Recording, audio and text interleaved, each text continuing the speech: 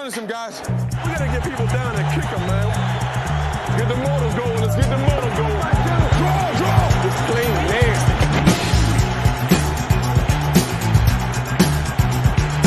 To the 20, to the 15, to the 10. Stutter step over the 5, and he's in.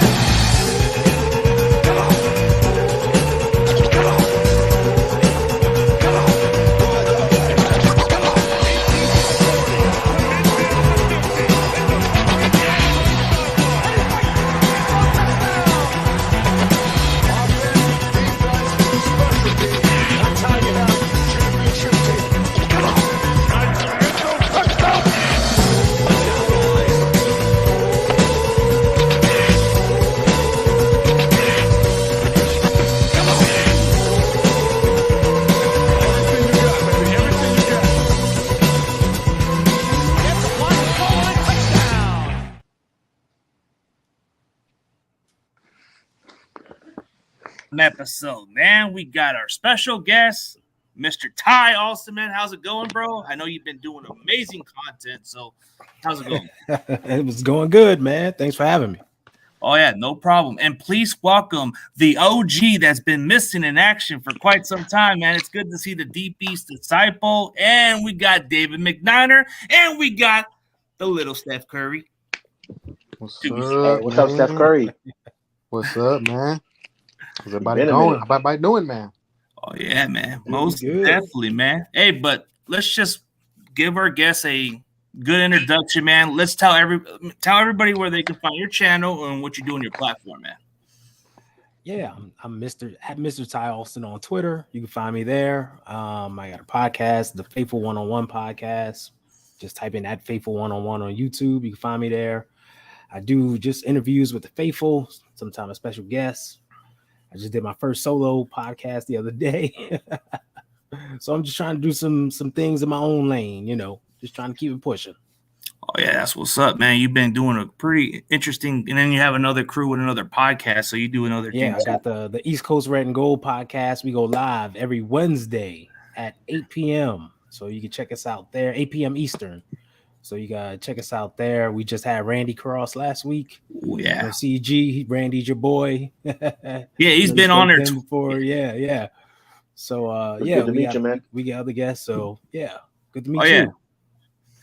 Yeah, this is the OG, man, the original, man. He was the one that kind of made me evolve this channel, but he's kind of been out of action for quite some time. But when it comes to defensive backs, this guy knows what he's talking about. So this was the return. He's been gone for a hiatus, man. So yeah, if everybody don't know, ever since I got my promotion at work, it has been lots of hours, lots of responsibilities, and it's like, man. So I had to tell CG, I got to step away for a bit because I got to adapt to my new position. Yeah, same thing, dude. I've been kind of working a lot of hours too myself, but I've still been able to adjust a little bit. So, when we look into this upcoming offseason, man, let's just announce this, man. The Niners have a Super Bowl coming up in 2026, man. That Levi Stadium's going to host it. I can't wait to go to some of them events. Yeah, I mean, it's just pretty interesting. It's remarkable that we get a chance to host another Super Bowl. Super Bowl 50, the Broncos won that year. Maybe there's chances, but you look into this offseason, they changed the rules with the NFL with the 3-quarterback rule because of the Brock Purdy rule. Yeah. So let's see what Ty's got to say, man. What's your take on that rule approving? It's something that was there in the past. It should have never went away. Like, it's the most important position on the field. You should allow teams to have an emergency quarterback just in case. And this isn't the first time we've seen quarterbacks go down like that. So it's just smart. It's just smart, and it's good for the league. So I approve. Yeah, it kind of seemed like a disadvantage, but it is what it is. I mean, like I just thought it was something, and now a bunch of Eagle fans are saying, "Oh, you guys are complaining, you guys are whining about it." Like, dude, a lot of freaking fans complain about certain stuff. Like, what happens if the Eagles did it the other way around? Exactly. Hey, you know what, CG? I have an Eagle fan at work, and he basically told me, it's like, yeah, he'll take the win, but that's not the way he wanted his team to win. Because after we lost Brock Purdy, we're up shit creek. So yeah, I do agree. A lot of Eagle fans are talking shit, but we'll see him. I mean, I got nothing against the Eagles. I just think that, hey, man, you guys took us and beat us at that point, bro. So we were just, I guess Brock Purdy was getting pretty physically. So let's see how the kid can recover. But man, these QB clicks, man. I don't understand why does Sam Darnold talk? What is it with this? Like we just brought this guy over. Like how long ago? We just brought him in. Hey, you know what? I want to comment on Sam Darnold, man. One thing I can say about Sam Darnold, absolutely garbage. I don't know who's worse, him or Nick Mullins. Sam turnover Darnold, man. He's absolutely garbage. I mean, I know King got something to say, man. Come on, man. Sam Darnold. I mean, the reason why he's been getting a lot of recognition, like as if he is a good quarterback because he has so much talent. Because I mean, he was a third overall pick for a reason. Some people think that he hasn't had a lot of good coaching and good just good teams around him, which is true. I mean, I guess I can't fully judge him until I see him under Shanahan. Everybody deserves a second or third chance, quarterback wise. And like I said, he has a chance to compete for a starting job with Lance, even though I think Lance is going to win it. But maybe he's good enough to push Lance to, really, compete for that job, until Purdy comes back, and we'll see how that goes. But like I said, we got all the receivers and the tight ends to cover up for him. His security blanket, Christian McCaffrey. Man, that guy was amazing, man. He's a white Marshall Faulk, as I've stated so many times. So, oh, man, that's Eminem white chocolate. Yeah, white chocolate. yeah. And the interesting part about it, okay, so hey, here's his podcast channel if you guys want to go subscribe it. So right. East Coast where you can go. Bam. Yep. And how's it going, Brian Cope? I see Brian Cope in the comments section. He's always been great on the channel. But hey, we gotta see what David's got to say. He hasn't even said a word. So let's let him say what he's got to say. The rules, he can go by the rule of the Brock Purdy rule, I guess, and then whatever you want to put into the topic, man. I know there's a lot going on. Look, I mean, having a quarterback that's inactive and doesn't count against the roster in uniform, it's not a terrible idea. Especially if your quarterback, like we put a hurt quarterback back in the game, and the guy couldn't throw. Mm-hmm. So it was literally 10 on 11 football at that point, And we all saw what Josh Johnson did. I mean, when it comes to the Sam Darnold thing, he's definitely better than Josh Johnson. He did go 4-2 with the Panthers last year. I don't know who they played in those games, but he did go 4-2 with the Panthers. In our system, with the weapons he has around him, as long as he's not seeing ghosts all over the field, then we'll be all right. Well, that's the number one thing, because on the field, like we all know, Sam Darnold has a great arm. His arm talent is up there. We've seen him throw in the rain during his pro day and all that good stuff. He looks great in shorts. Yep. But come game day, on the field is where he doesn't look good. It's a whole different ballgame. Exactly. So can he get over that hump? And that's the big question mark with him. Yeah, it is. Because, like you said, on the practice field, he looks good. Shorts, they don't mean nothing. Like, exactly. And everybody has questions on Trey Lance. Unfortunate injuries. It's hard to judge it, but I want to see what he could do before I even come into conclusion. I mean, are the Niner fans kind of writing off Trey Lance too soon, man? Just a lot of hate, man. Like, even through Facebook, through Twitter, man. Like, what is it with this? This kid's never – I don't know what this kid ever did to these guys. Here's where I stand, CJ, and everybody.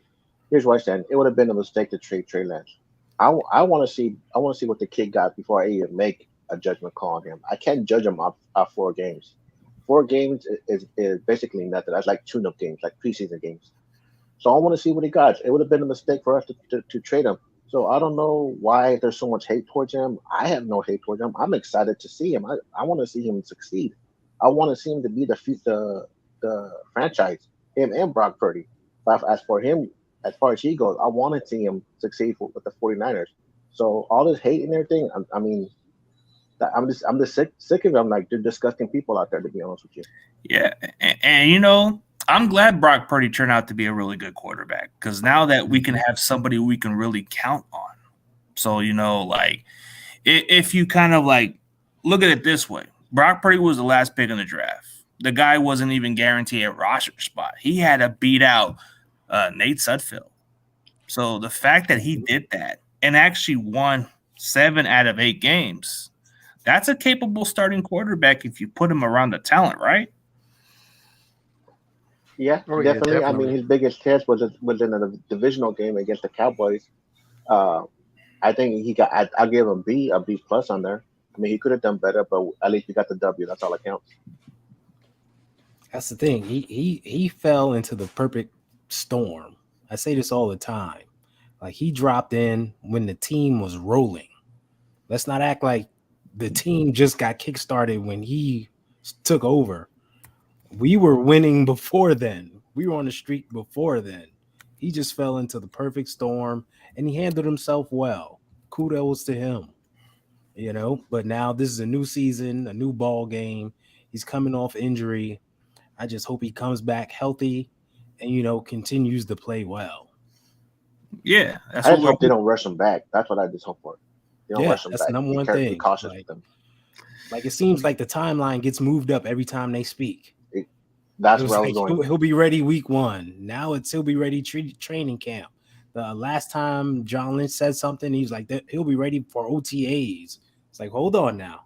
let's not pump rush all the brakes kid. with the kid. Exactly.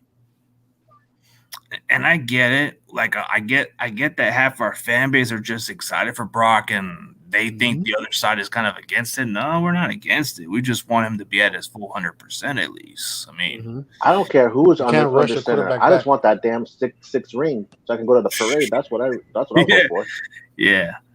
I mean, that 6 ring, man. Like, how many times are we going to use that word quest for 6, man? Can we switch up the slogan? I'd or never something? use that, honestly. Maybe it's the slogan that's holding us back at this point, right? Yeah. Dude, Nah, the I quest think for that 6 slogan, is over. what George Kittle said. Yeah. Hey, David Yeah. said what he had to say.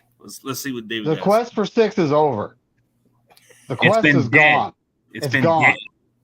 It's Yeah. take 6 now. Yeah. Take it. There we No go. quest. No quest. Gotta take it. There you go. How about I like the the road to mentality. 6? The road to 6. Forget the I could deal with that. I could dig that.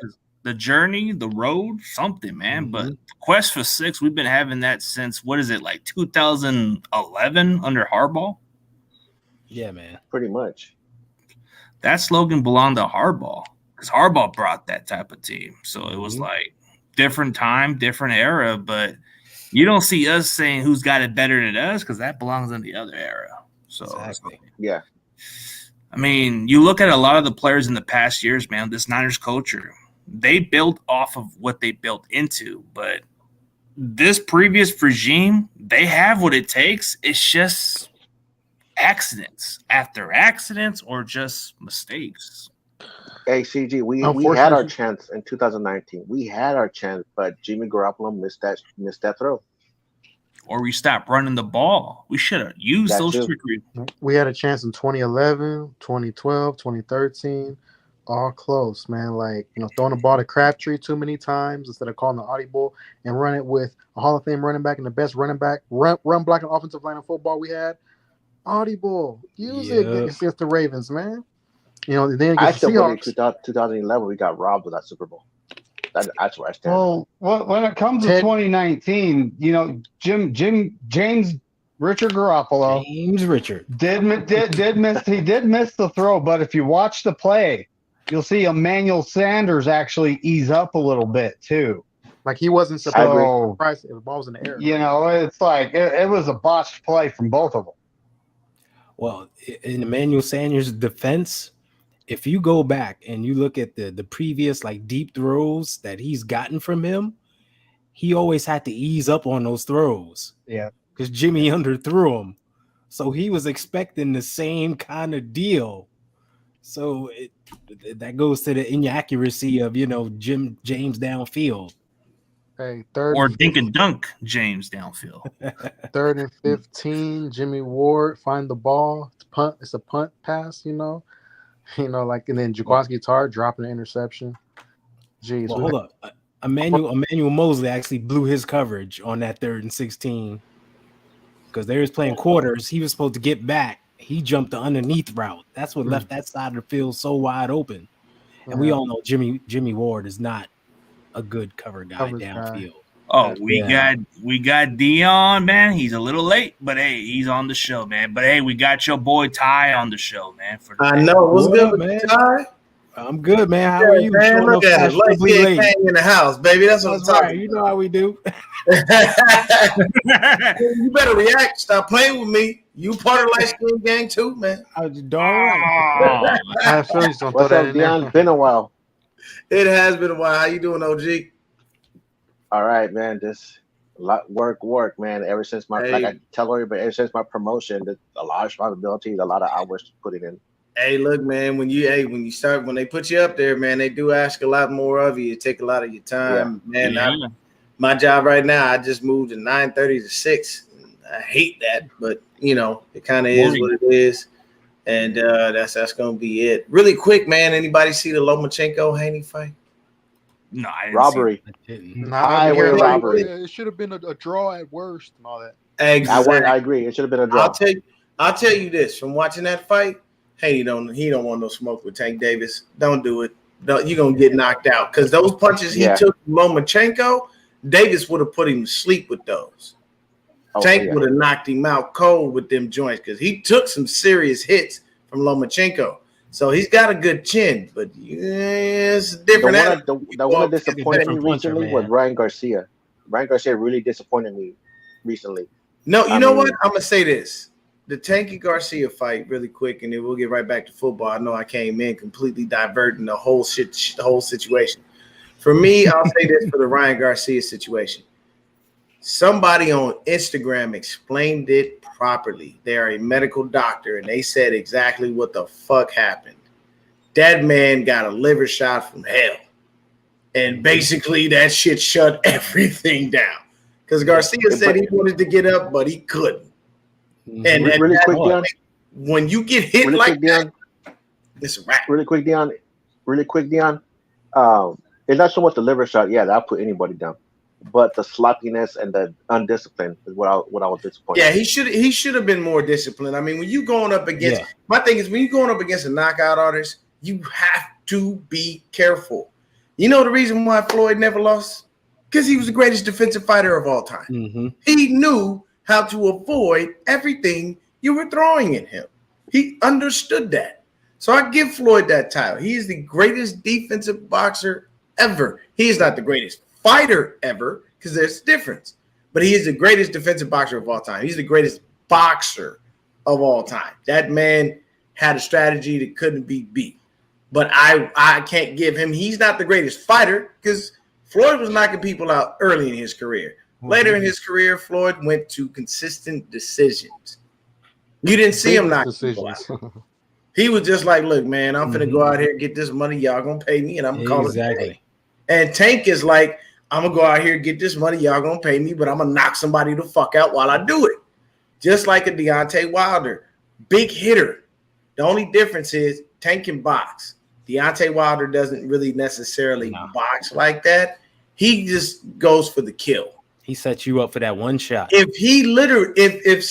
telling you right now, if he just learned how to actually box, Deontay Wilder would be fucking unstoppable.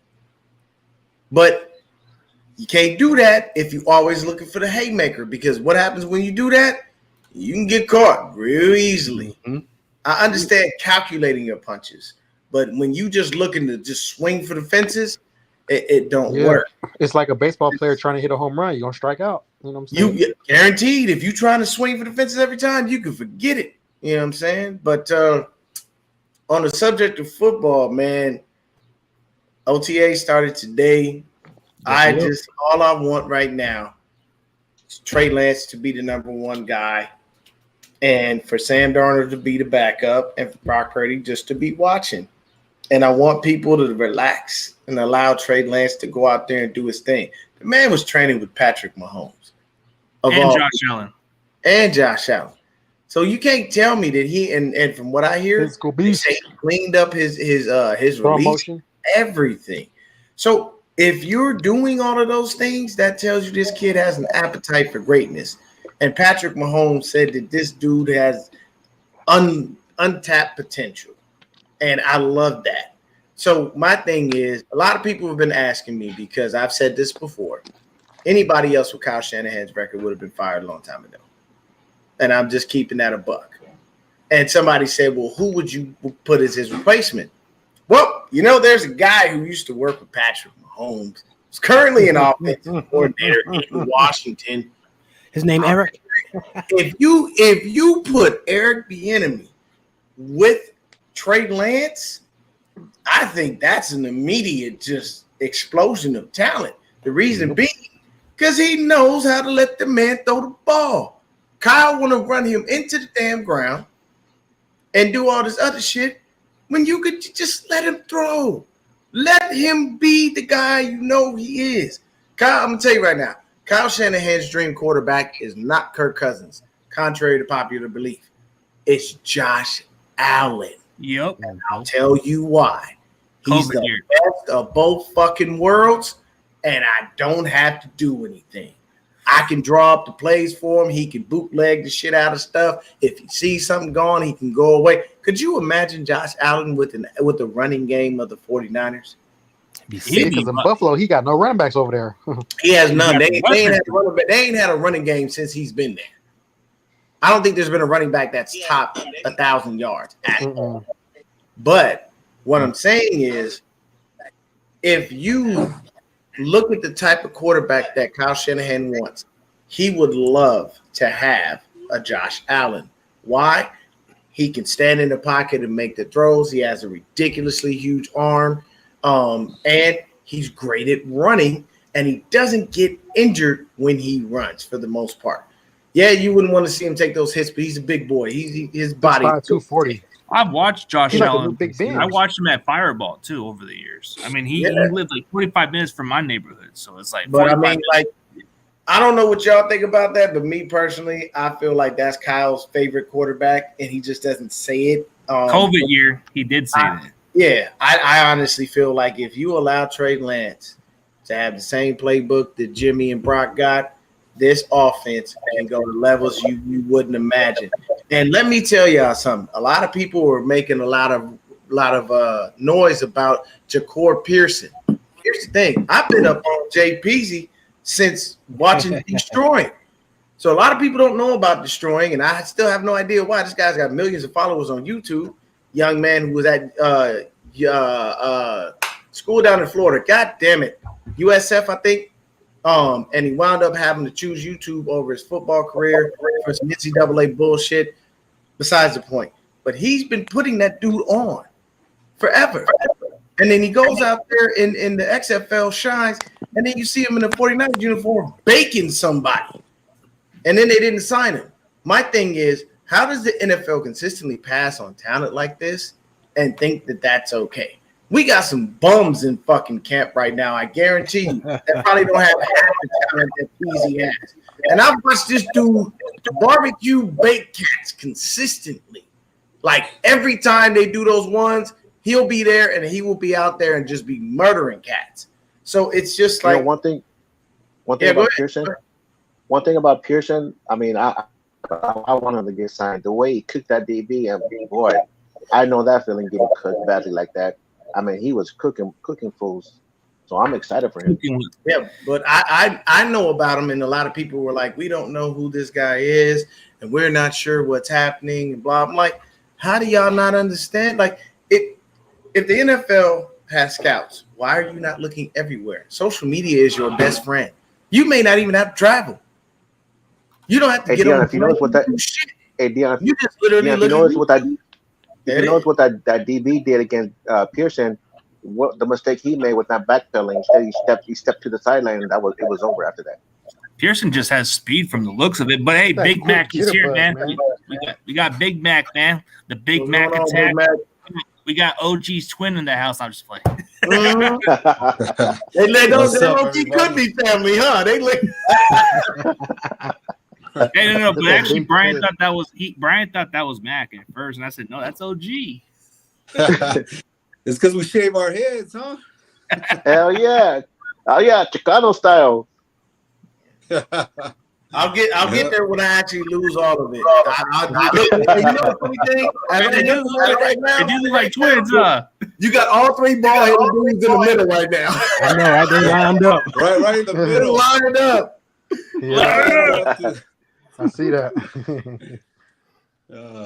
Yeah, and then we got Steph Curry's little minion right there on the other side.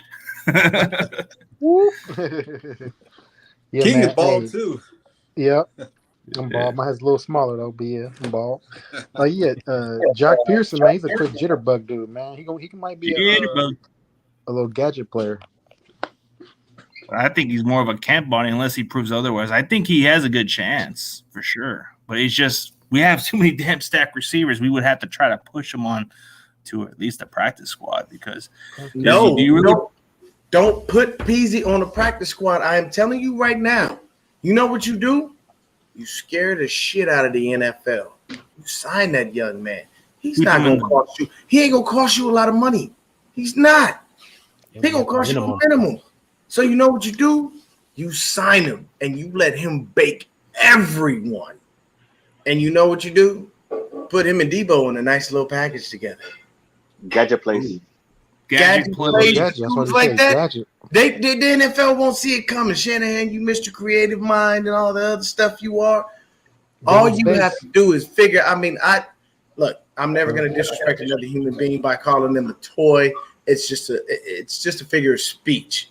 But you got it. Think about it like this: when we all got new toys as a kid, weren't we happy? Yeah. When you got the new action figure, wasn't that the shit? When you got, like, for me, when I was a kid, I loved He-Man, Thundercats, Undertaker, and all that shit. And I would make Thundercats and He-Man go at it. So if I got me a new piece of He-Man, Thundercats had a problem. You know why? Because He-Man had the extra dude and you didn't, Thundercats. You might die today. I got me a Dragon Ball Z and I was pumped up about that. What the Exactly. But I'm telling you right now, man, you do a bunch of gadget plays for a dude like Jay Peasy and throw Debo in there with him, bro, you would kill. And we already have 50 different ways to run one fucking play. So you mean to tell me you couldn't squeeze that dude in one of those 50 different ways? I think you could. Pick your poison if we had to keep him around, but the problem is, are we willing to keep at least 6 to 7 receivers? Yeah, Danny Gray right there. It's a tough one because Ray McCarthy. I mean, okay, like you said, Ty. Like, let's see what he does. All right, Ty, you can say what you want. I know that the Pearson, that's a tough one, man. It's a tough task. Like, it's too much. Yeah, we're deep at receiver. So now you get into like the bottom of the receiver pool, the totem pole, if you will, on the depth chart. And it's like, who do you sacrifice? Who's getting cut at that point? Give me just a second. I'll tell you right now who could go. So right now, as receivers, we have. Let me see here. We have Debo Samuel, Brandon Ayuk, Juwan Jennings, Ray McLeod. Those guys aren't going anywhere. Top 4, exactly. They're not going anywhere. After that, you have Ronnie Bell, who I've been hearing some very good things about. Danny Gray, who we drafted to be a burner, but was obsolete because ain't nobody could throw him the goddamn ball. Chris Conley, I don't know who the fuck you are. That's that tall dude. We got Willie Snead, who we don't use ever. So he's out of here. We could have got rid of him. Practice squad, yeah. We got Tay Martin. Anybody know who Tay Martin is? Practice squad. Exactly. Move the fuck on. Daz Newsome. The only Daz I know is Daz Dillinger from the Dogtown, DPG. Exactly. That's it. And then we got Shea Wyatt. I don't know who the fuck that is. And we have some dude named Isaiah Winstead. The guy that you mean to tell me that Chris Connolly, Willie Snead, Tate Martin, Daz Newsome, Shea Wyatt, and Isaiah Winstead, none of those dudes could go in favor of Ja'Cory Pearson? I'm sorry. I don't know who these dudes are. I don't even care who they are. I've seen Jay Peasy in action. Telling you, you could cut one of those, 5, 6 people You could have cut one of them dudes and kept him because he would have shown you something. Like this dude, his story alone. Just if you don't know much about him, just check his story out. The XFL did a nice little expose on him, and believe me, man, his story is very heartwarming. But I can tell you right now, those last few dudes I named, I didn't see any of y'all going, wait, no, that's my guy. Everybody was like, you don't know what the fuck that is. So when you have those moments, I always feel like take that chance on that dude you normally wouldn't take a flyer on, because that could be the star. We took a chance on Alden Smith, and that motherfucker turned out to basically be the next Lawrence Taylor until he met alcohol, and that ended his career. Yeah, blame it on the alcohol. But hey, yeah. Big Mac, man. Big Mac, what do you think, man? What's up, man? I missed half of the show, so I didn't hear what everybody's talking about in here. We were talking about Jaquair Pearson. We were talking about the rule of Brock Purdy. You know, there's a lot of different stuff that's going on. What's your thoughts of it, man? So I don't know much about Pearson, Brock Purdy. Now you guys know Brock Purdy did really good this year, but I mean we don't know if he's going to be the same. That's the whole problem. And I've been saying it from the get-go. You can't say Brock Purdy's going to come in first game of the year and just take over and be the same player, because we don't know. We don't know where he's going to be at psychologically and physically by the time that the first snap happens on the first game. So, but everybody has their choices on who they want as a player and everything. I just want some players to come in here, be hungry, and want to get that 6 Lombardi. That's it. That's what I want. I don't want somebody coming in and being like, oh, man, I'm back on here on the Niners. Let me get my paycheck. Got to go see if I can get a Rolls Royce or something like that. No. I want somebody to come in. They're hungry. They want that trophy. And so my thoughts on Brock Purdy is if he gets healthy enough and he comes out and he shows out that he can be that same person that we saw, yeah, he deserves to be that quarterback, number one quarterback. But I don't think it's going to happen. My thoughts on that has been no. But I meant by the quarterback room. So. No, but I meant by the quarterback room. I like what we have in the quarterback room. The rule of the Brock Purdy. Oh, the rule. Oh, dude. Didn't I say this? Emergency quarterback. Yeah. Didn't I say this, CG, when I first started doing this with you, is they need to be able to figure a way to get that third quarterback on the field. And they approved it. Yeah. So they did it. So I don't know how far you guys went into this already. So I don't want to go back and rehash stuff. But yeah, dude, that's a perfect scenario. So you go down your 2 quarterbacks, you have another one waiting in the wings. That's not a Josh Johnson. It could be a really good quality quarterback come in. So that's my thoughts on that. Everything else, man, we just need players to come in and freaking play and want that 6 Lombardi. That's all I want. I agree with you on that, man. And when they announced that they would have that third quarterback, the beauty is it doesn't count against your active roster. That's good. Yep. That's the good thing about that rule for me. It doesn't count against your active roster, and I think that that's a great thing, especially for us with the kind of luck we've been having. But I can say this: did see that we host the Super Bowl in 2026. Now that's 3 years from now, but I'm hoping and praying that we can get at least 1 or 2 Lombardis before that time. Because I'm just being honest with you, man. If Jed give Kyle another extension, I don't know how much football I'm gonna watch. Because if he doesn't bring a Super Bowl to us, you can't keep extending the man for doing nothing. I'm sorry. I've said this before and I'll say it again. I don't give a fuck about being competitive. I want to win, goddammit. I'll liken it to this. And Ty and everybody here probably will understand this. And me and OG are definitely on the same page. I never let my kids get fucking participation trophies. Yeah. Never. You know Who why? cares about second place? Nobody gives a fuck that you participated. No one cares. You were supposed to do that. That's like me saying, "Hey, man, you know, putting up on social media, yeah, you know, I took my 2 sons to the movies and we did this and we." I'm not supposed to get a fucking cookie for that. That's my job as the father. What the fuck? You don't get rewarded for doing what the hell you supposed to do. You get rewarded when you do some above and beyond extraordinary shit. So I don't want a fucking participation trophy. You know why? Participation trophy don't mean a goddamn thing. You know what it is? It's from the dollar store. It don't even have your fucking name on it or even your team. It's actually a piece of trash. So that's where it goes, in the trash. You don't get a participation trophy for a goddamn thing. Yeah. Why would they celebrate for second place losers? And that's the whole point of it. My thing is, first place losers.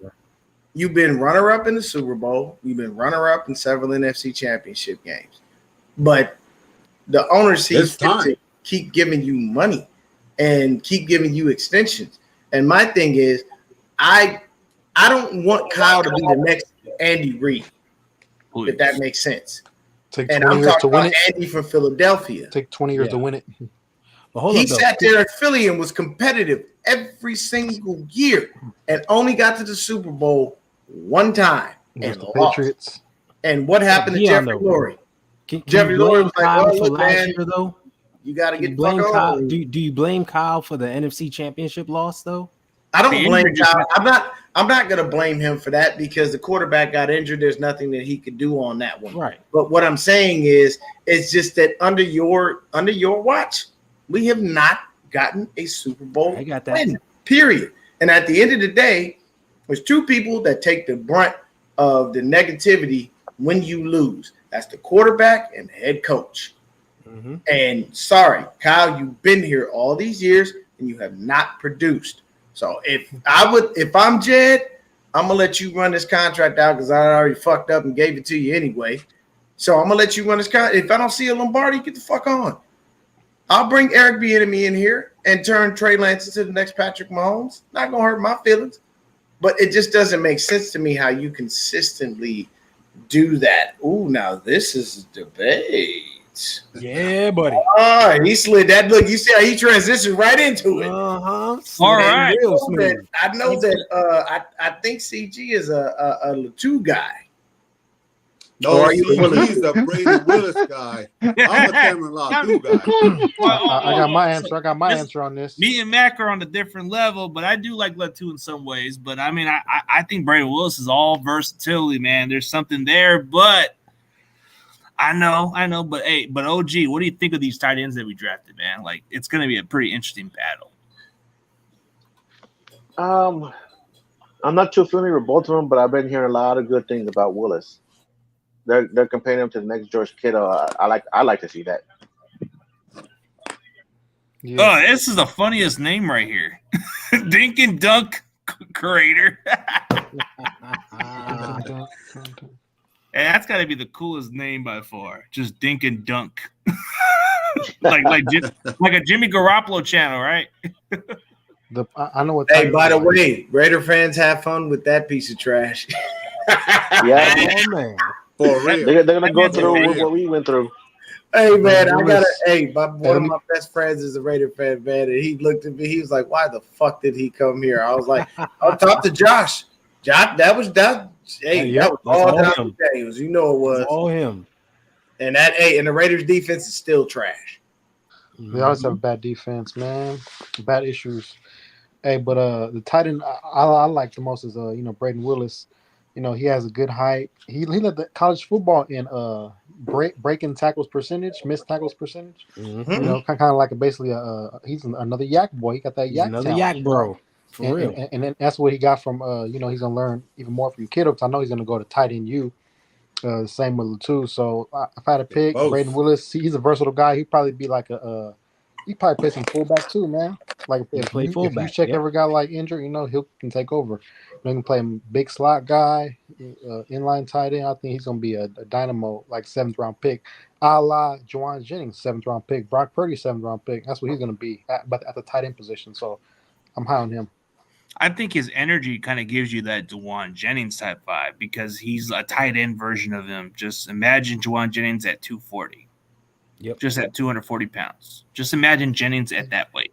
Yep. Yeah. Yeah, I have to say, the tight end room for me is a little too crowded for my liking. We got too many of them. And I get that you got to have people in camp and stuff, but this is just flat out ridiculous. I think we got like 6 tight ends in camp right now. This is driving me absolutely insane, if I'm not mistaken. Let me double check real quick because I have all of the.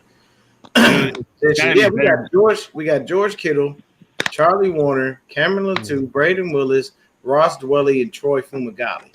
Now we know why Dwelly and Fumagalli are there because they're familiar with the system. Yeah. And then Braden Willis. Say again. And they're practice squad candidates, those two. Yeah.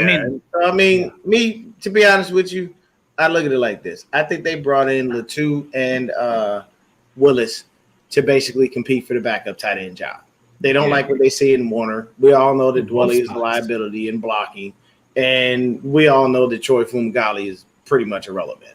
But that's just what I thought. I think they brought one of those 2 dudes in to see, hey, let me see what you got in preseason. Let me see who's going to show up and show out, who's going to give me what I'm looking for, because we all know that George Kittle does get injured, unfortunately, and we have to have a viable backup that can still do the blocking and pass catching that, Kyle does like when he comes to his tight ends, although he's been using George as a blocker more. So his salary is starting to look a little weird because I don't understand how you pay a blocking tight end that kind of fucking money. But luckily he had Brock Purdy to come in later in the year and almost all but resurrect him. So what do you think, Dave? You've been a little quiet, my brother. What do you think about this tight end situation? I think Dwelly has a spot in the unemployment line waiting for him. so he's got one too. But at this point, I think Latou, he played linebacker the first 2 years of his college career and then switched to tight end for the last 2.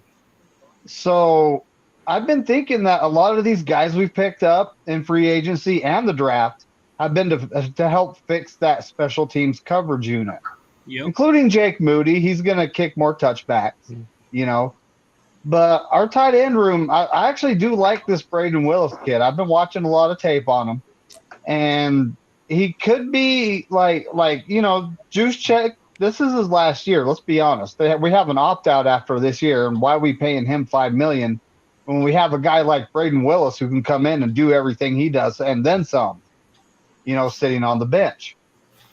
So, the tight end room just got interesting with Braden Willis. Latou is more of a project. We'll see how he pans out in a couple of years. All right, so Big Mac, if Latou is your guy, what's your rebuttal to such? So I've heard like everybody talking like about just like that projects and stuff like that, like David was saying, like everybody's talking like that, right?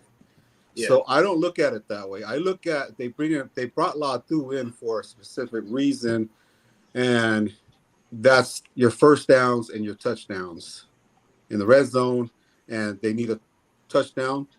They can get him he can get a quick 10 yards, first downs, pretty easy. Braden Willis, he reminds me a lot of who's the guy that we had before with Davis? Delaney Walker. Delaney Walker. Yeah.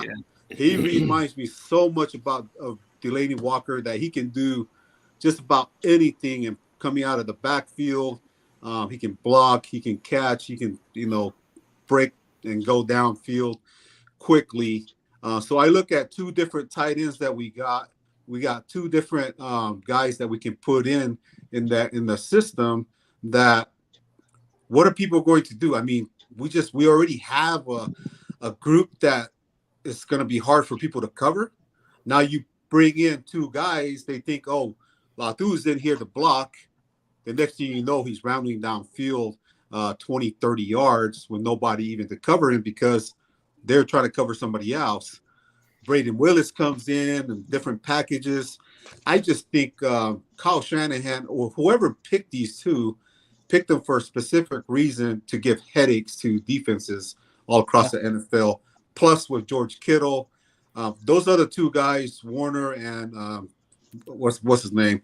I don't think too much of them. I never thought too much of them when they got him. I always like scratched my head why they were even here, Dwelly and Warner. I was like, what? Why are they even on the team, right? So from the beginning, so when they picked them, I didn't like them, but I like these two coming in pairing with George Kittle because there's so much different things that they can do with them. Yeah. Hey, go ahead. No, but I agree with what you said about Latu. He does add a lot in the red zone. He's not going to be the kind of guy that's going to give you the big time plays, but he's only had like what is it, like a 60-yard type play where he almost got a touchdown, but that was on a weird play. Yeah. But he was a linebacker in high school and then a defensive end in Alabama, and then they turned him into a tight end. Yeah. So that's the But let's see what King got to say, man, before we. Oh yeah, I remember I told you guys before that draft. I said, yeah, Niners should draft two tight ends, and then Deion was like, nah, we shouldn't. And then look, we did. So I just want to throw that in there. But yeah, man. we actually called it. We both called it for that. Yeah, we did. Yeah, I'm one of those people. I don't like investing in positions that are already solidified and like over investing in certain things. I mean, don't get me wrong. We didn't have a bunch of holes that we truthfully had to address in this past draft. Maybe another good DB opposite, outside of Mooney and Demo, you know what I'm saying? But honestly, man, I'm intrigued to see what these defensive backs do under Steve Wilkes' tutelage. And I want people to show out. And I'm going to go out on a limb here, and I'm going to fight for the same guy I fought for last year. I'm going to tell y'all, if they just give Womack the opportunity, Steve Wilkes got his hands on him. That young man already has he's got the speed, he's got the intelligence, the football know-how. He's a ball hawk. If you just let Wilkes come in and fine-tune him, I think Sam Womack could be a dope-ass defensive back just in general, let alone a nickel. And I know a lot of people are pretty much giving that to Isaiah Oliver. But I'm telling you right now, man, there's going to be lots of competition in camp. And I think, honestly, that nickel spot is going to be where everything. Now, the one person that I feel bad for, I do and I don't, is Ambry Thomas. I don't feel bad for him. Yeah, basically. I was waiting. You know how OG feels. Oh, God, I knew it was coming. Yeah, man, but I mean, dude just disappeared. And I'm going to tell you right now, all these DBs we got on this roster, he's basically falling further and further on that depth chart because it's sad that Sam Womack could come in a limited time that he had and do what he did, but you couldn't even get on the field. Like, that's telling me that you ain't doing enough in practice to impress these coaches to be able to put you out there. Because contrary to popular belief, people, the actual coaches for each position are the ones who rotate the players, not Kyle Shanahan. The only time Kyle Shanahan will do that is if he sees somebody in that he didn't want to be in on that play, and he may or may not call a timeout, or he may look at the coach and go, hey, I don't want this person in on this play. That's the case. But Bobby Turner rotates the running backs. When Wes Welker was here, he rotated the wide receivers. You know what I'm saying? Embry, when he was here, he was rotating the tight ends. Like, that's how it works. The position coaches actually bring the guys in and take the guys out. That's what they do. Kasaric, that defensive line, all that fluctuation, that's him. All him. That's all him. 100%. That wasn't D'Amico. That wasn't Rott. That wasn't Salah. That's him. That's his spot. That's his position. That's what he's gonna do. So, if you ain't impressed with coaches in camp, man, you can see Ambry Thomas out there looking for a job. Who does Ambry Thomas remind you of? Like, if we look back at Witherspoon when he was here, is that his name? Yeah. And when he got hurt, third round pick, Sacramento kid. Yeah. But he got hurt, and then he the worst DB that I could think of besides Avery Thomas was back in the day Antonio Langham. One of the worst. 38. I don't know who's worse, him or Ambry. That one. He was so bad that ESPN called him Antonio. Where did my man go, Langham? That's how bad. Well, that could be said the same thing for Witherspoon because Hey, I gotta go. after Okay, Andrew all right, bro. did really good in the playoffs, and then the next year, See you next last time, y'all. year he just All right, disappeared. bro. All right, man. Take it easy. All right, King. Y'all, King, Hey, see ya. Yeah. Hey, before we get to this topic, OG wanted to bring up these two names under the title. What I was putting up. He Of wanted course he did. I know he did because we're DB guys. If he was on the show and we didn't talk about defensive backs, there would be a problem. You know, one thing I like about Darrell Luter, I was studying him hard on highlights, on games, and everything. One thing that I love about him, the one I've been begging Avery Thomas to do, is Luter Jr. relies more on his technique and not his hands. He's not handsy like the way Avery Thomas is. He's always on the hip, great footwork. He's always in position, always locating the ball. The one main thing is his technique, and that's what I you guys know me, how I coach my sons. Technique is gonna get you places. Mm-hmm. You can't rely on your speed all the time. Your technique has to match it, and that's something I'm excited about Luter Jr. having. As far as Jair Brown goes, I'm not too much of a safety guy, even though I played it rarely. But one thing I noticed about him, he can blitz. I don't know who's faster, him or Hufanga, that can get to the quarterback quick on the blitz. Dude, he had 4.5. I think he had 7.5 sacks. He's got some quick inline speed. He could take off. I think he might be a little quicker than Hufanga. Yeah, no, he's definitely faster than Huff. I guarantee you that much. Oh, and Huff is overall one of those speed, guys. yeah. But just getting up I know to the quarterback. I know you guys are gonna get upset with me when I'm about to say. I'm still not sold on Demo yet. I wouldn't even be surprised if Luter Jr. takes the spot. I'm still not sold on him. Yeah, he had a good playoff. Yeah, he had a good playoff, but didn't Avery Thomas too? Oh, Yeah, what happened to but Avery? here's the difference. Avery Thomas literally started out horrible, leaning toward horrible, got a little better, and Yeah, then interception in the Demo had more of a streamlined kind of success. Exactly. He started out slow, but he wound up throughout the rest of the year playing the way he played and continuing to do it, and he never lost his spot.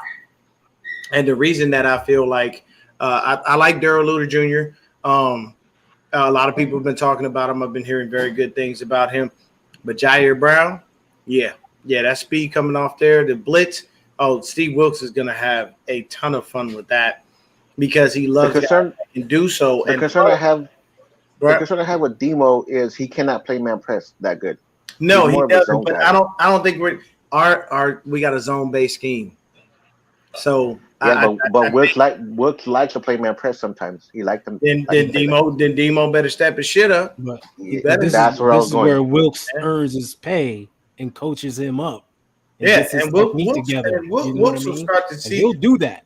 Yeah, he's an old school type of DB guy, so he knows what he knows what he's talking about, and he comes from he can better a lot of players, like a lot of these players. And that's what I love about Steve Wilkes. He got that old school mindset, like for example, like I do, the old school technique as far as playing a DB goes. He has that, and that's what I love about Steve Wilkes, and I'm excited to see how he's going to coach up these DBs.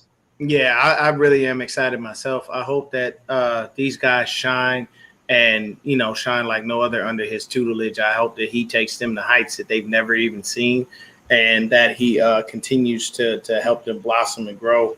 I think that I'm not on camera. Yeah, you haven't been on camera the whole time, man. I was like, oh, wait. No, hey, you and the Mac need to show each other's face. But I can tell you this.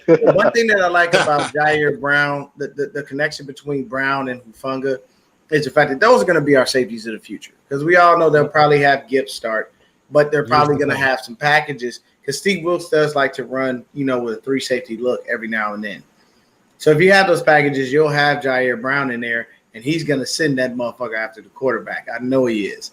So the cool thing is I think that Brown is another dude where he has great game speed. See, I don't get caught up in the underwear Olympics because if that's the case, then nobody should have had faith in Jerry Rice because he was slow as shit. What was his 40? Like 4.68? Something like that? Roughly. He had a really bad 40. But you know what? When that motherfucker caught the ball in game, you couldn't catch him. It didn't make a difference. So that's one thing. One thing I'll I'll guarantee you guys. I'll say one thing. If Demo makes me eat crow this year, I'll come on here and tell you I'll eat crow. Hey, man, I ain't mad at it. You know, Just make and an I'm apology video. That'd just be a positive for us. Though. Yeah, it's all a a positive thing for us, man. I would rather them kind of stick with the dude that has the experience, unless you see somebody out there just showing you something you just can't deny. And that's the thing. Every now and then you get one of those players that are just like, you know what, I can't put this dude on the bench. He has to have some kind of a role. Mm-hmm. And I would love for Jair Brown to do nobody's talking about the dark horse. Nobody's talking about him, and I'm going to bring him up right now. Keep your eye on Q Knight. He said, keep an eye on him. That's right again. You're back. He love him some Quadrans night, man. He played with your son. He played with your son out there. Yeah, he played. I forgot the gentleman's name right here. The red. Ty. Me. Ty. Yeah. My son played with Quintus Knight, so that's why I'm a big fan of his. Yeah, hey man, and I'm a big fan of his because he's a UCLA guy. So I'm with that. And I'm UCLA all the way. So keep an eye on him. I'm still gonna guarantee he's gonna make the roster this time. Well, let's hope he does, man. Because I mean, we have there's certain spots we have so many DBs and we have so many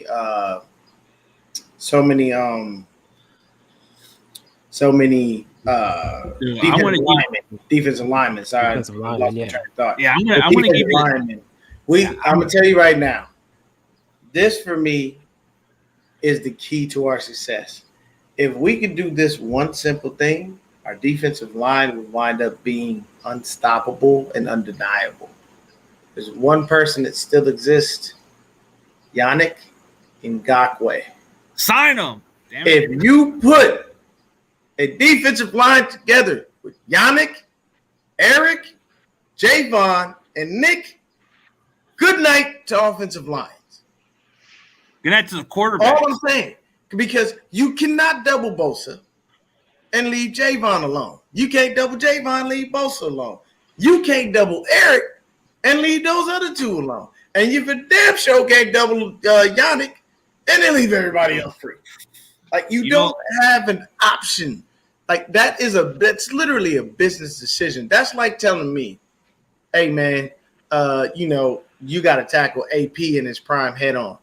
I'm making a business decision. I'm gonna beat the shit out of his ass. You think who the fuck? I literally watched a highlight where a defensive back got in the perfect position to tackle Adrian Peterson. There was nothing wrong with technique, and he still got ran the fuck over. There are business decisions that you make, but that's like me but being. But it happens though. And you get trucked. I mean, I got trucked. I'm not gonna do that to myself purposely. I don't want to do that. Dion said, that man's on a poster like this in the air with his leg up and shit from what Derrick Henry did to the poor man. It just you just gotta make business decisions. And business decisions don't allow me to wind up looking like a dumbass on social media. I'm sorry. I am that guy. I will not do it. Tripped Derrick Henry. But that's what happens to us, DB. Dion is if you're in a perfect position, like for example, I'm gonna throw myself under the bus. I've gotten trucked numerous times. Mm-hmm. It's not a good feeling, so I know what you're talking about. I'm just saying, man, I will make it appear to the world like I am going to tackle him.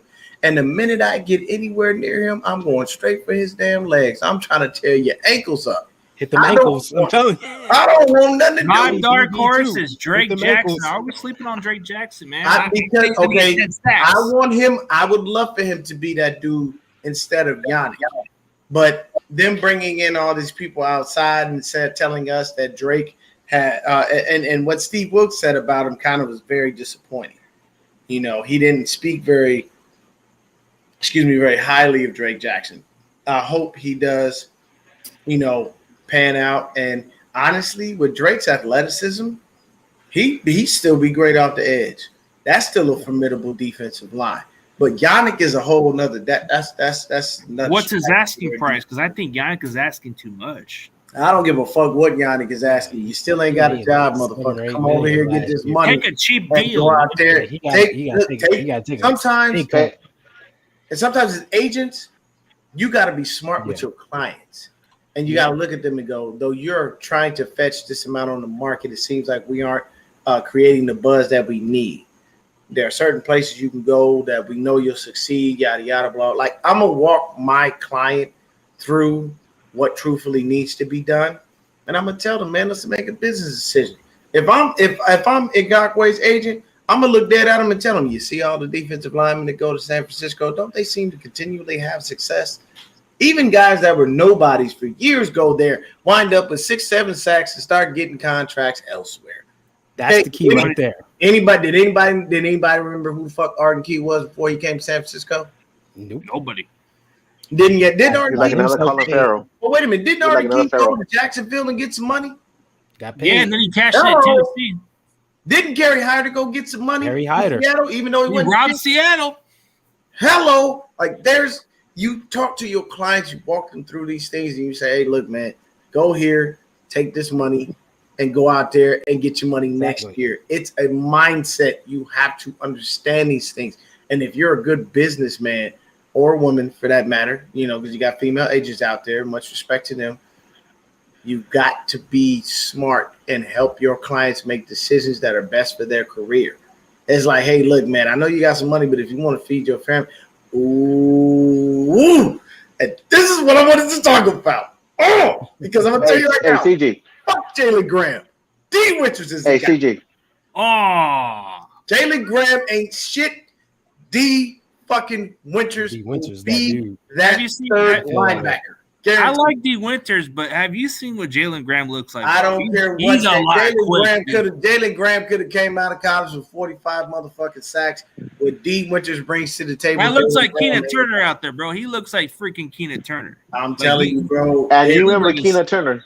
I do. No, but he looks like him. He looks just D. like Winters is that dude. D. Winters is going to be. He's out of shape. He ain't out of shape. What are you talking about, man? He was reported like a little out of shape or something. But he's supposed to be good. Hey, I'm telling you right now, D. Winters is gonna go out there and show everybody why he was picked, man. That kid has got it. He has got that it factor for me. This is my guy out of our draft class that I expect a lot from. Don't sleep on Jalen Graham. I'm telling you, this guy. I mean, I like it. I've seen the highlights. He's nice, but I can't. Quick reaction off the line of scrimmage, bro. I saw what D. Winters was doing, man, and he's my type of linebacker, man. Sideline to sideline guy, cover, he can do everything. And I just feel like this team is built up of players who are multifaceted. And you can't even be on the damn team if you can't do that. Hell, I think the offensive linemen have to literally know how to play tackle and guard just to make the fucking squad. Like even if you were just exclusively a tackle, because what do you notice about offensive linemen versatility outside of Trent Williams? What's going on, OG? Hey, I gotta get going. Gotta take my dogs outside. All right, man. We got. All right, I see you guys. Nice to meet everybody. See everybody. All right, man. Hey, we got CarCast. All right, man. All right, Moses, take it easy, bro. Yeah, I gotta go too, even though I came in late. It's all right, man. It's all good, but we can go for a little while, and then we can just call it whatever. Oh, I think Ty's going. But hey, we had a good chit chat. But yeah, I'm telling you guys, don't sleep on Jalen Graham. I'm telling you this. I mean, D. Winters is good because he has that speed type of game. He's undersized. I like the both of them, but I'm telling you, Jalen Graham plays a lot fast. Like, even though he's, what is it, like 220 or something?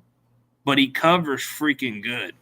Watch some of the breakdowns from John Chapman. He shows you what the guy does really well. I'll check it out. I'll definitely check it out. But I don't know, man. I'm one of those guys when I lock in and I'm sold on somebody, I put a lot of faith into them. You gotta watch CarCast. CarCast. Is he there? Guess he's sleeping. Oh, what's going on, bro? What's going on? He was funny over there talking muted and shit. It's all good, man. Hey, we just had a little all-star group for a while. Oh yeah, I just heard you guys, debating about these two guys, but I like the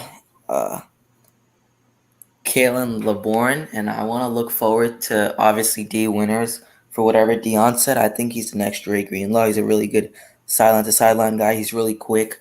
More like Quan Alexander. Yeah, he brings that Quan Alexander energy, but like physicality wise, I think he's the next Dre Greenlaw, but that's just my opinion. So I'm really looking forward to D Winters. I really like Darryl Luther, man. He's got those long arms. You know, he's really lengthy. He can cover really well, really fast, quick. I like him, man. He's really good.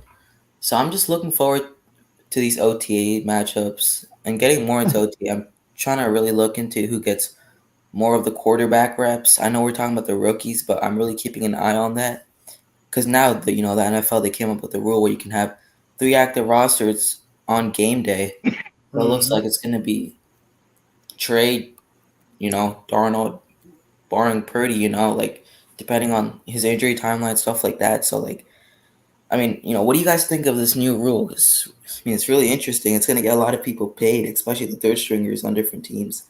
I love it. For me personally, I love it strictly based on the fact of look at what happened to us in the NFC Championship game, and we could have another guy. I mean, it's not to say that Philly wouldn't have injured that dude too, but I just say I love it. And the cool thing is it doesn't count against your actual active roster on that day. So it works out for me. And to be honest with you, I think it's going to be Trey and Sam until Brock is healed properly. I honestly don't think that he's going to wind up healing as fast as everyone thinks and be ready for week 1. I honestly think that the 49ers take their time with him, make sure he doesn't get re-injured, and they kind of walk him through the process, slowly here and there. And to be honest with you, the only way Brock starts week 1 is if he's fully healthy and they haven't seen enough from Trey and or Sam to carry them for a few games while they decide to put Brock on the PUP. But me personally, I would love to see Lance get out there and ball, and I want him to continue to ball. And we just can't get off to a slow start because if we do, then you can kiss that goodbye for Trey Lance. They'll run right back to Brock Purdy in seconds. Yeah, that's the problem right there. They need to let the kid develop. How is he going to learn if he's not going to? You have to go through the growing pains for most rookie quarterbacks. But he's still. I mean, he is kind of a rookie, but even though it's his 3rd year because of the injuries. He's still he ain't played much. Yeah, and it's questionable. I even made the strong argument. Yeah, the reason why you guys are criticizing him because he hasn't played a lot of college games. How else is he going to get better? He has to play. When he did play, everyone's saying Brock Purdy this, Brock Purdy that. With an 8-game sample size, Brock Purdy actually had weapons around him. When Trey Lance came in, Jeff Wilson went down. He didn't have Kittle. He only had him for that Texans game. Elijah Mitchell automatically got injured. His best receiver was Juwan Jennings that day. Exactly. Let that sink in. There's a lot of things going against this kid. Yeah, I hope that they just. I really hope, honestly, that they give him the 8 games they gave Brock. I really would. I would like that. For them to be able to look and see. Hey, we're good. I just with the way Kyle is, man, I feel like he's gonna go running back to Brock the second he gets a chance. And he's just going to have Lance there as a backup.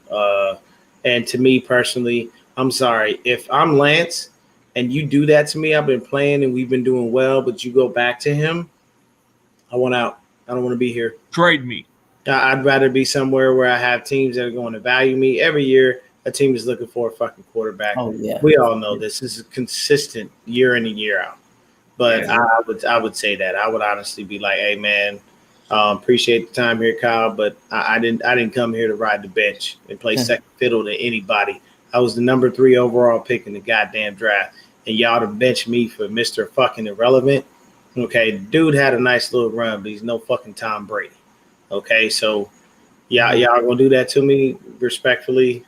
Let me get up out of here so I can go somewhere and play because I have no ambition of sitting on the bench waiting behind someone when I could be elsewhere, making the team better. Yeah, that's what we want Lance to do is be the guy, but we're not giving him a fair chance. And speaking of that, let's talk about the breakout player. I know you guys want to. Yeah. I know it's too early, but I want to put it this way. I know this may sound funny, but I want to say Trey Lance. He's gonna finally silence those doubters. That's my pick.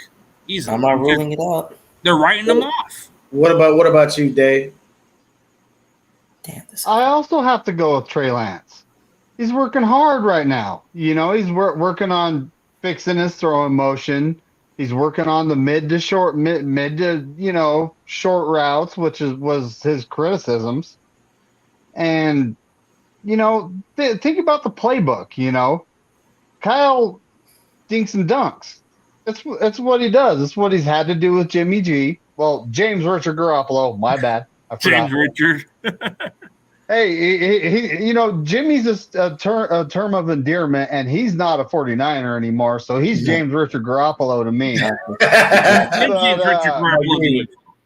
So now he's and he had Brock Purdy, which he is actually better than James Richard. But now you got Trey Lance, who adds a total different dynamic to the game. He's bigger. He has a stronger arm. He can throw the deep routes. So I am 100% rooting for him. I want him to be our QB. I want him to be great. I want him to help us build a dynasty. But we got to give him a chance. I like the answer, man. Yeah. I want to go. I want to go Trey Lance, man. I feel like I haven't said enough about this kid, man. Like, there's no positive to look back at, but I feel like this kid is just gonna prove all the doubters wrong. I'm not saying he's gonna, be the next great franchise quarterback, but he definitely has the potential to be. And if Kyle doesn't run him to the ground, like he did, against the Cardinals, whatever year that was, man, just play him as a quarterback, man. This guy has a shit ton of potential that he can go and put on the field, and you're just, I feel like you're just degrading him every day, just running him into the ground, getting him injured. So, just use him as a quarterback. He's been working hard during the offseason, training with Patrick Mahomes. And Josh Allen. And Josh Allen, two of the best quarterbacks in the NFL right now.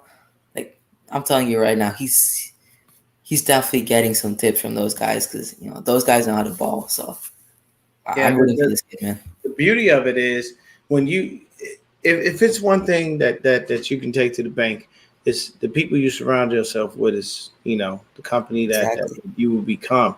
So you got to think about it. If I'm a quarterback, what do I want to do? I want to be around greatness.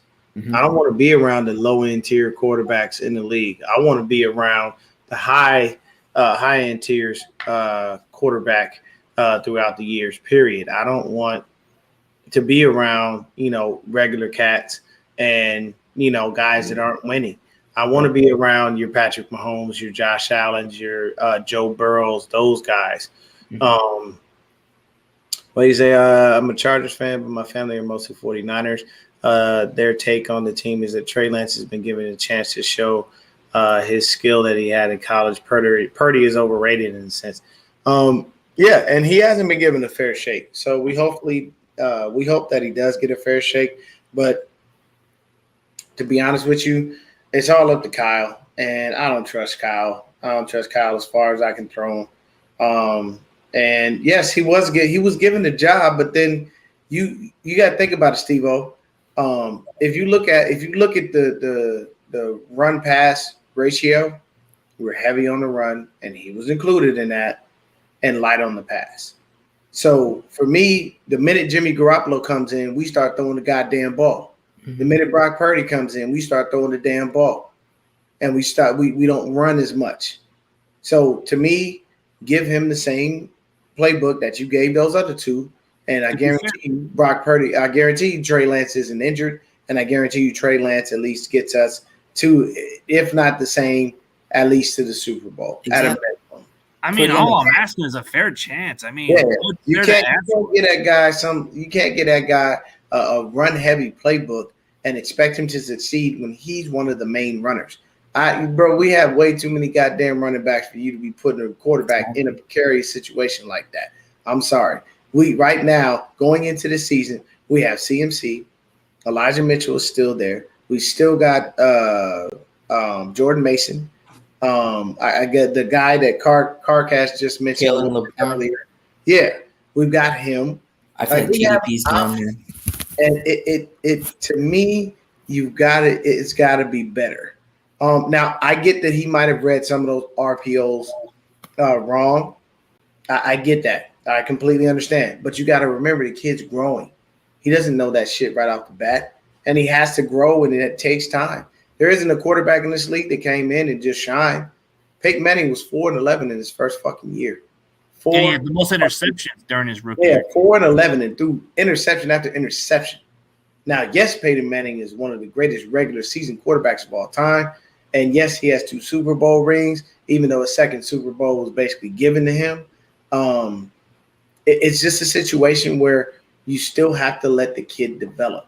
And to count him out when he hasn't even had enough time for people to really form an opinion is wrong.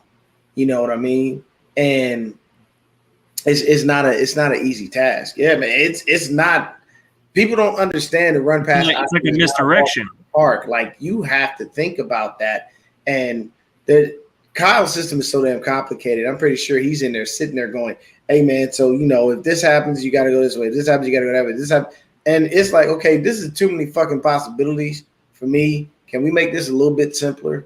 But Trey Lance, by all accounts, has absorbed all that information, and there's never been a problem. So I got to get up out of here, man. I got to go to dinner. But I will say this: my guy, my breakout player, I agree with all of you. It's going to be Trey Lance, and I feel that he shits on all these doubters. And believe you me, I'm coming for every fucking body, especially on First Things First. The only person I'm not touching on First Things First is Joy Taylor, because she never said anything negative about Trey Lance. She said the same thing that I've said. We ain't in the play, so I can't make an assumption. She's kind of reasonable with the Nacho, shady. Oh yeah. I'm coming right at your throats because y'all two went over there. And Acho, of all people, man, he goes out there and Trey Lance just isn't it. He's not the guy. This is what I'm hearing from San Francisco. Really? Come on, bro. If he's really not that guy, why is he still on the roster? Why are we looking to put him out there as a starter possibly? Because we got a quarterback that's injured. Like, it just, the negativity got to stop. But, yeah. You know what's even annoying is freaking Colin Cowherd, dude. I just want to knock on that dude's door. And hey, man, it's real simple, bro.